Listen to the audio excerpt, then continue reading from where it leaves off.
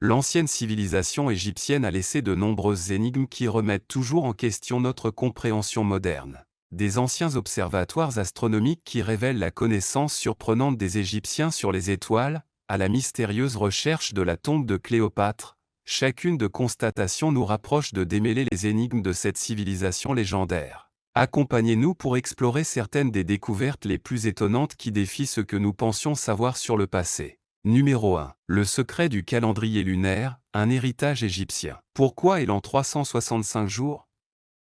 Si vous vous êtes déjà demandé, la réponse nous emmène dans l'Égypte ancienne.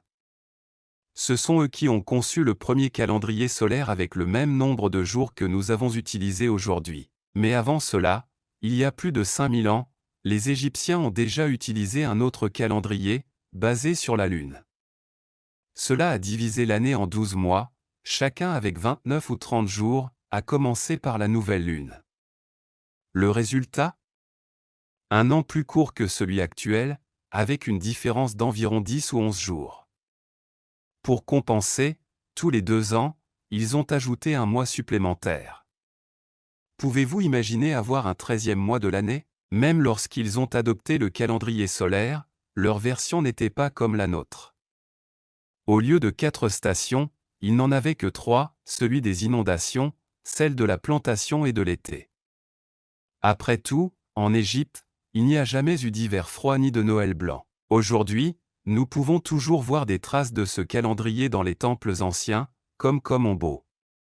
Contrairement au calendrier maya, qui était représenté sur d'énormes albums en pierre, l'Égyptien ressemblait davantage au calendrier que nous avons collé dans le réfrigérateur.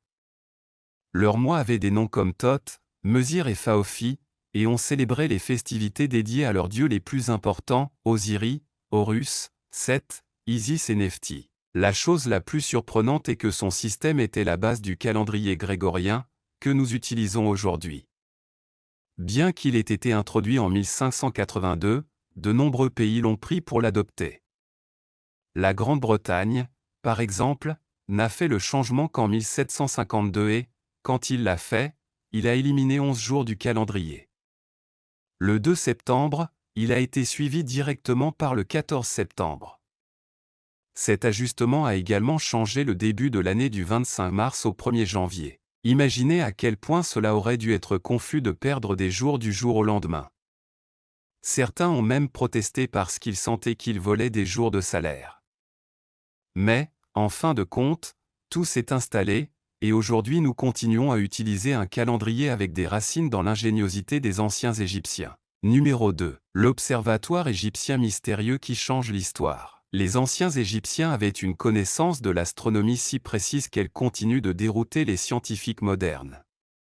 Comment une civilisation qui vivait dans des maisons en adobe et des crocodiles vénérés pour comprendre le mouvement des étoiles avec une telle précision? Certains croient qu'ils ne l'ont pas fait seuls. Les théories les plus folles suggèrent que les êtres d'autres mondes leur donnent une main, les mêmes que les pyramides censées utiliser comme source d'énergie pour leurs machines.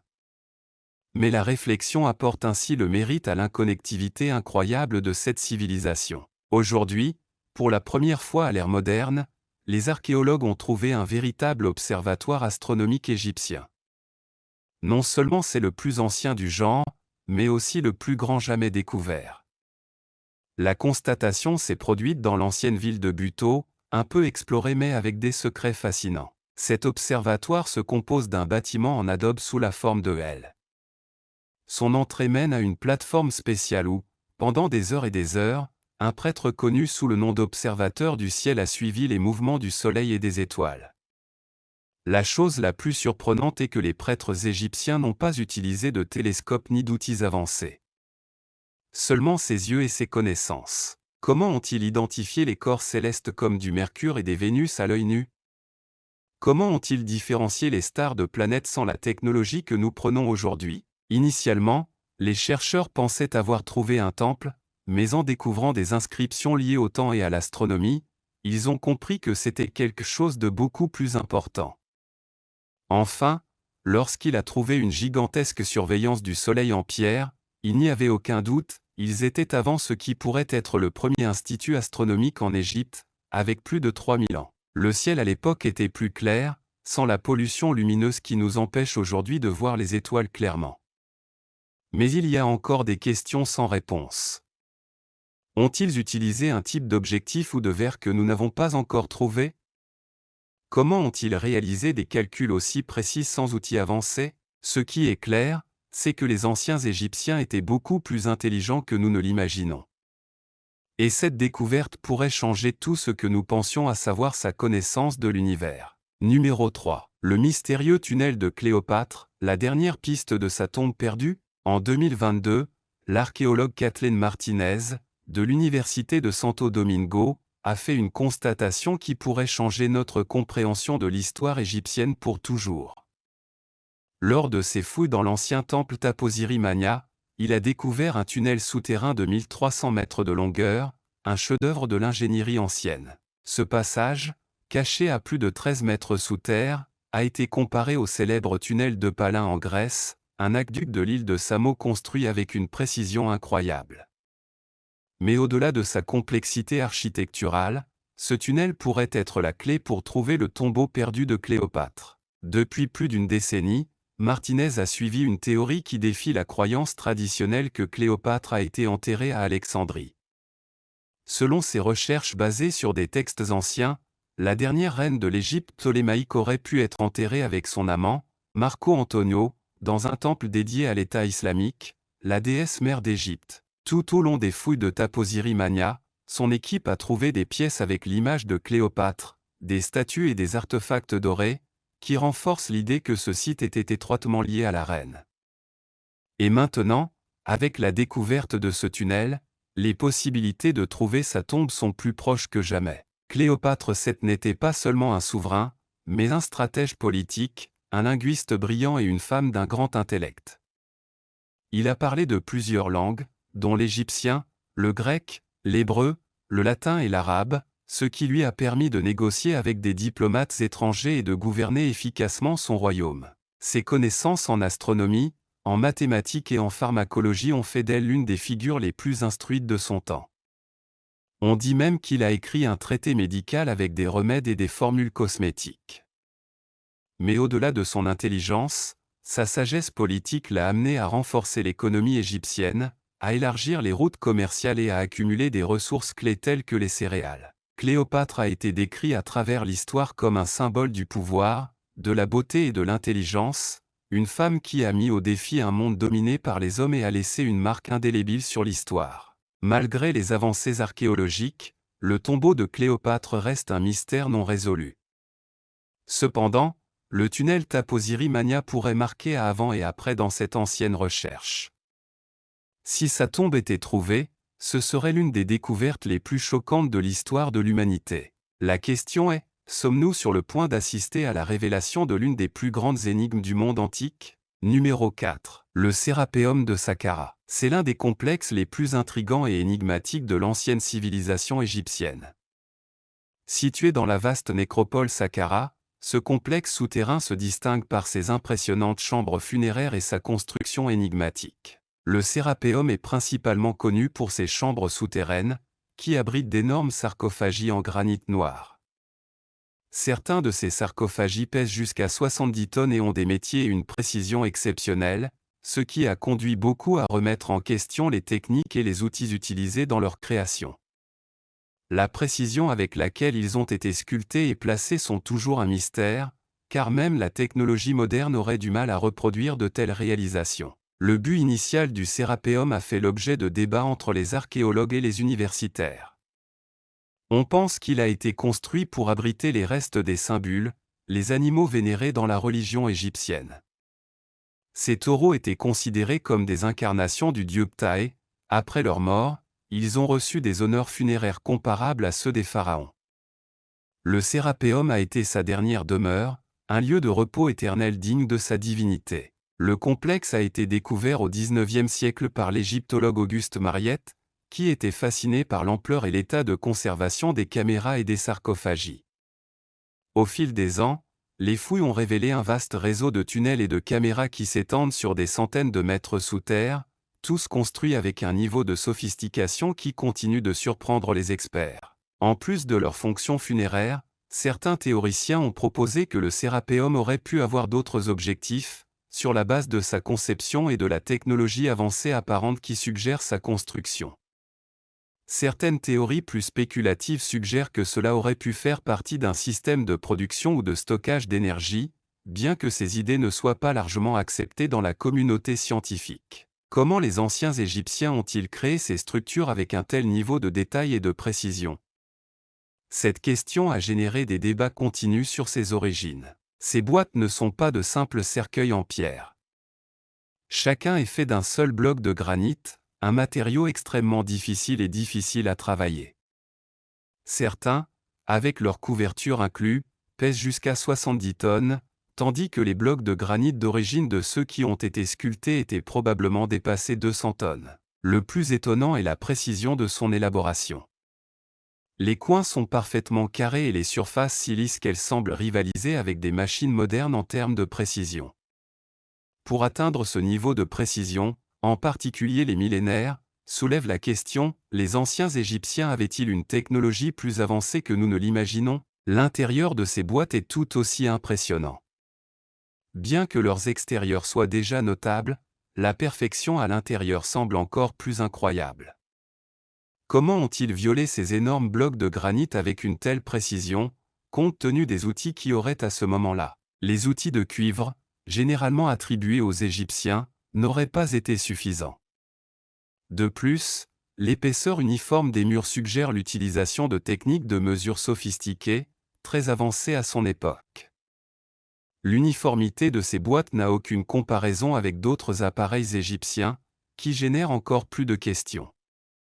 La vidée de ces blocs de granit aurait nécessité non seulement une énorme quantité de travail, mais aussi une connaissance avancée des techniques de coupe en pierre que nous ne comprenons toujours pas du tout. Les explications conventionnelles, qui se concentrent principalement sur les outils en cuivre, sont insuffisantes lorsqu'ils les comparent avec la précision remarquable de ces structures. Alors, comment les Égyptiens ont-ils atteint un tel niveau de perfection? Certaines théories proposent que les constructeurs avaient accès à la technologie perdue, peut-être des outils avancés ou des machines que nous ne connaissons pas aujourd'hui. Les chercheurs ont spéculé sur l'utilisation d'exercices à grande vitesse, de montagnes avec des pointes de diamant ou d'autres équipements sophistiqués. L'idée de la technologie avancée dans l'Égypte ancienne est controversée, mais les preuves présentées par ces boîtes de granit continuent de nourrir le débat. À ce mystère s'ajoute la question de son objectif. Bien que l'on croyait traditionnellement qu'ils étaient sarcophages pour les bulles sacrées, leur élaboration extraordinaire pour les enterrements simples génère des doutes. Aurait-il pu avoir une fonction plus complexe, peut-être liée à la manipulation énergétique ou à un processus scientifique inconnu? Cette question est toujours sans réponse et continue d'intriguer des chercheurs modernes. Même le transport de ces énormes boîtes représente un défi d'ingénierie. Les tunnels souterrains du Sérapéum, étroits et sinueux, auraient fait des structures déplacées de 70 tonnes un exploit extraordinaire, qui nécessiterait une connaissance avancée de l'ingénierie et du transport. De plus, il n'y a pas de signes visibles de torchers ou de marques de brûlure dans les tunnels. Comment ces espaces sont-ils illuminés tout en déplaçant de tels objets colossaux? Malgré tous ces mystères, les archéologues traditionnels attribuent la précision et l'artisanat des boîtes de Sérapéum à la capacité et à la patience des carrières égyptiennes. Ils soutiennent que, tout au long des générations, les Égyptiens ont perfectionné leur technique, atteignant une précision incroyable grâce au dévouement, plutôt qu'à la technologie avancée. Les critiques de la théorie des technologies avancées soulignent qu'il n'y a aucune preuve concrète qui soutient l'existence de machines ou d'outils sophistiqués à l'époque où ces boîtes ont été créées. Cependant, comme davantage d'entre eux sont découverts dans toute l'Égypte, les questions se multiplient. Dans tout le pays, il existe des exemples similaires de gigantesques boîtes de granit, toutes démontrant le même niveau de précision et d'artisanat. Cela suggère la possibilité d'une technologie oubliée, beaucoup plus avancée que ce qui est traditionnellement accepté dans l'étude de l'Égypte ancienne. Un exemple du musée du Caire montre une coupe irrégulière à l'angle qui a probablement été abandonnée en raison d'une erreur dans le processus. Cette erreur révèle la possibilité d'une méthode de coupe très avancée. La profondeur de la coupe dans le granit serait impossible à réaliser avec des ciseaux de cuivre traditionnels. La précision observée suggère l'utilisation de montagnes circulaires ou d'outils similaires, capables de couper rapidement du granit et de précision. Les théories conventionnelles soutiennent que les Égyptiens ont utilisé des montagnes de cuivre lentes pour couper du granit. Cependant, les tentatives modernes de reproduire cette technique ont montré que la vitesse de coupe était extrêmement faible, seulement 4 mm par heure. À ce rythme, il est peu probable que les artisans anciens n'auraient pas corrigé l'écart significatif observé dans l'erreur. La précision de la coupe suggère l'utilisation de machines avancées, bien au-delà de ce qui est généralement attribué aux anciens Égyptiens. Tout au long de l'Égypte, l'épreuve de ces boîtes de granit continue de remettre en question les opinions conventionnelles. La précision, l'artisanat et la technologie évidente dans ces objets suggèrent qu'ils ont été fabriqués avec des méthodes que nous ne comprenons toujours pas. Numéro 5. Bijoux de météorites. Des recherches récentes ont révélé qu'un vieux collier en fer égyptien, découvert à l'intérieur d'une tombe datant d'il y a 5000 ans, a été fabriqué avec une météorite. Ce bijou, sous la forme d'un tube, a été découvert pour la première fois en 1911 au cimetière de Gerza, situé à environ 40 miles au sud du Caire. Daté entre 3350 avenue et 3600 AVJC, ces récits trouvés sur le site de sépulture sont quelques-uns des premiers exemples de l'utilisation du fer dans l'Égypte ancienne, précédant l'âge du fer de l'Égypte en millénaire. Les origines cosmiques de ces contes ont été suspectées dès le début. Peu de temps après leur découverte, les chercheurs ont identifié que les bijoux en métal étaient remarquablement riches en nickel, un signe distinctif de météorites de fer. Cependant, dans les années 1980, certains universitaires doutaient de l'origine céleste des contes, ce qui suggère que le contenu élevé en nickel aurait pu résulter de processus de fonderie. Récemment, les scientifiques de l'Université ouverte et l'Université de Manchester ont effectué une analyse détaillée de l'un de ces contes, en utilisant un microscope électronique et un scanner de l'atomonement X. Les chercheurs ont également observé un schéma distinctif de Widmanstätten dans la structure cristalline du conte, une caractéristique exclusive des météorites qui se refroidissaient lentement dans les astéroïdes pendant la formation du système solaire. Comme indiqué par Nature, des enquêtes supplémentaires ont indiqué que le conte n'était pas moulé sous la chaleur, mais formé par un travail froid, probablement martelé jusqu'à sa forme finale. Cette découverte jette un nouvel éclairage sur l'artisanat de l'Égypte ancienne et son utilisation précoce de métaux extraterrestres dans la création d'artefacts précieux. Numéro 6. En Égypte, les archéologues découvrent régulièrement des résultats intéressants. L'un d'eux était au cœur de l'ancienne ville égyptienne Abydos où l'un des monuments les plus énigmatiques et fascinants du monde antique a été trouvé, l'Osirion.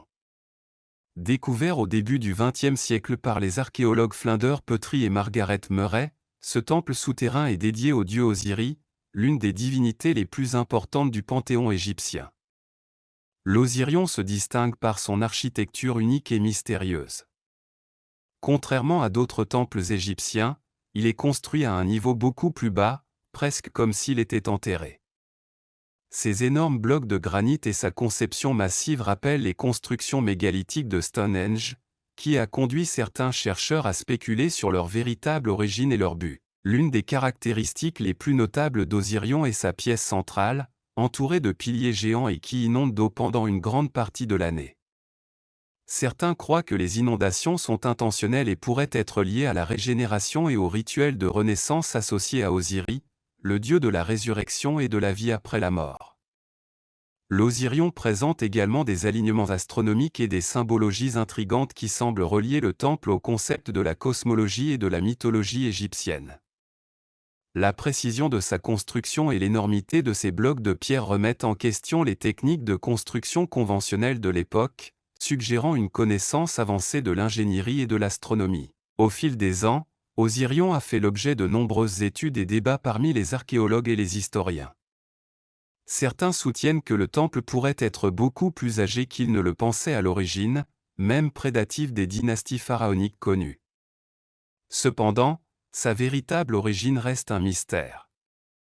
Osirion n'est pas seulement un site archéologique d'un grand intérêt, mais aussi un lieu de connexion spirituelle profonde pour beaucoup. Chaque année, de nombreux visiteurs se rendent à Abydos pour explorer ce temple énigmatique et réfléchir aux anciens mystères qu'il contient. En résumé, Osirion est un joyau caché de l'Antiquité, un monument qui combine l'architecture monumentale, le symbolisme profond et une aura de mystère qui continue de fasciner tous ceux qui le visitent. Numéro 7. Collection Carnero-Cabeza. Dans une fouille au début de 2023, dans le temple de Ramsès I à Abydos, dans le sud de l'Égypte, une équipe de l'Institut pour l'étude de l'Ancien Monde de l'Université de New York a découvert au moins 2000 têtes de rames momifiées datant de la période ptolémaïque, ainsi que plusieurs autres restes d'animaux. Cette constatation fournit des informations sur le site sur une période qui couvre plus de 2 millénaires.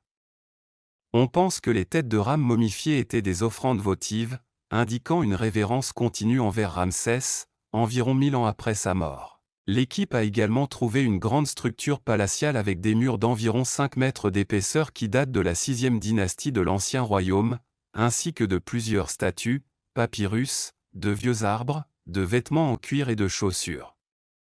Abydos, situé dans le gouvernement de Sohag, est un important site archéologique en Égypte, servant de nécropole pour la première royauté égyptienne et un centre de pèlerinage pour le culte d'Osiris. Les découvertes récentes offrent une occasion unique de restaurer la vision de l'ancien paysage des Abydos avant la construction du temple Ramsès. Numéro 8. Entrepôt d'outils de momification en Égypte. En Égypte, une équipe d'archéologues tchèques a fait une conclusion surprenante au cimetière pour Abusé, découvrant le plus grand entrepôt de réservoirs connu à ce jour. La découverte d'un entrepôt d'outils de momification en Égypte a entraîné une grande surprise parmi les archéologues. Cet entrepôt, trouvé sur le site de l'abus de l'Institut tchèque d'égyptologie de l'Université Charles de Prague, est jamais découvert dans le pays. Situé dans un cimetière de la dynastie 26, l'entrepôt contenait plus de 350 bouteilles en céramique, utilisées pour stocker des matériaux d'emprunt. Les bouteilles ont été organisées en 14 groupes différents, dont certains contenaient des déchets des substances utilisées dans le processus de momification. Parmi les découvertes les plus importantes figurent 4 bouteilles canopiques de calcaire, identifiées par leurs inscriptions comme appartenant à Remari Knight, fils de Lady Irt Turu et commandant militaire de la Légion étrangère en Égypte. Curiosement, bien que les pots aient été préparés et que les rituels ont été effectués, il semble qu'ils n'ont jamais été utilisés.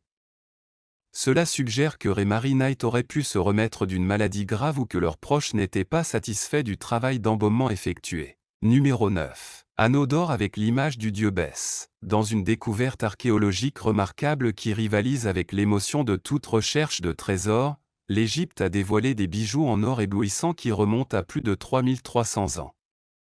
Ce trésor a été déterré dans un lieu de sépulture dans l'ancienne ville de Chestaton, maintenant connue sous le nom d'Amarna, situé à environ 300 km au sud du Caire animé. Ce site funéraire n'est pas une constatation commune. Il est lié au pharaon controversé Akhénaton, connu pour transformer les croyances religieuses de l'Égypte en se concentrant sur une seule divinité solaire appelée Aton et en transférant la capitale à Ajeton, son sanctuaire dans le désert.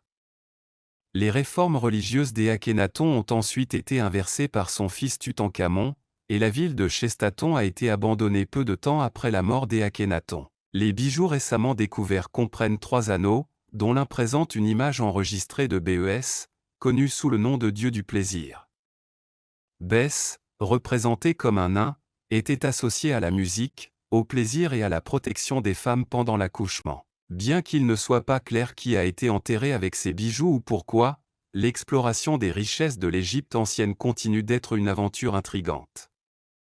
Alors que les anciens trésors de l'Égypte continuent de captiver, l'enquête de ces artefacts d'or captivants liés au dieu du plaisir se développe comme un voyage continu de découverte. Numéro 10. Le tombeau du roi Tu. Il y a très peu de sites archéologiques qui sont aussi importants que le tombeau du roi Tu, car le tombeau a commencé presque seul dans une frénésie pour l'histoire égyptienne et l'archéologie. Le tombeau du roi Toutankhamon a été découvert en 1922 par des excavateurs dirigés par Howard Carter et, une fois qu'ils l'ont découvert, le monde entier voulait en savoir plus.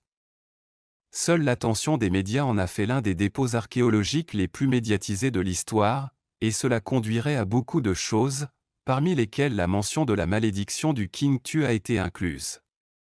Des piliers et des statues lumineux associés au tombeau d'un gouverneur. pour indiquer que certaines des personnes qui ont trouvé la tombe sont mortes peu de temps après en raison d'autres circonstances curieuses, mais plus tard, l'équipe elle-même a admis que toute la malédiction avait été inventée pour effrayer toute tombe qui aurait tenté de voler des trésors du tombeau. L'autre ironie de cette tombe est que, malgré sa conclusion, il y a beaucoup de mystères sur le roi Tu, son règne, son histoire, sa mort et bien plus qui restent sans réponse. Par exemple, pourquoi n'a-t-il jamais été enterré correctement s'il était un pharaon si bien aimé? Il y a aussi des mystères sur qui étaient vraiment leurs parents et s'ils ont maintenu ou non une relation interdite. Quoi qu'il en soit, cette tombe est un morceau vital d'histoire archéologique et sera précieuse pendant de nombreuses années.